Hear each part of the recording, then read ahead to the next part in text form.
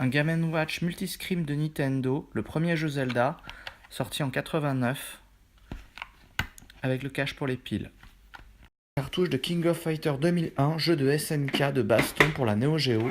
Comme vous pouvez le voir, les cartouches énormes stockaient plus de 2 Go de données, énorme pour l'époque. La box officielle des OST de Dragon Ball, éditée par Columbia et sortie au Japon uniquement en 94, comprend 5 CD, des cartes postales et un guide. Une figurine d'Arale, le manga humoristique d'Akira Toriyama, papa de Dragon Ball, sorti quelques années avant Dragon Ball. Le Viewlix Cabinet de Street Fighter 4, une petite borne d'arcade à monter soi-même en maquette, avec ses petits stickers et tous ses accessoires.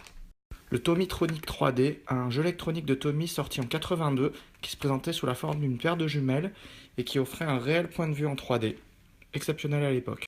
Un kendama, ou plus communément appelé un bilboquet japonais, le principe, au-delà de mettre la boule dans l'axe, est aussi de la renverser en faisant des figures dans tous les sens.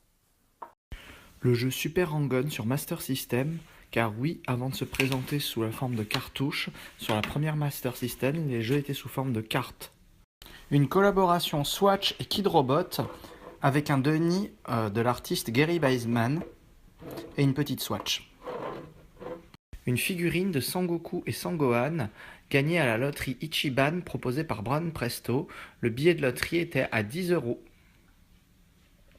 La Neo Geo Pocket Color de SNK, sortie en 99, existait en plusieurs coloris.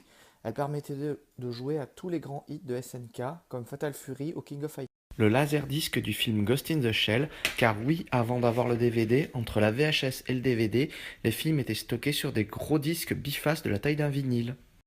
Un objectif ultra grand angle pour smartphone qui, une fois clipsé à votre caméra smartphone, vous permet de prendre des photos comme une GoPro.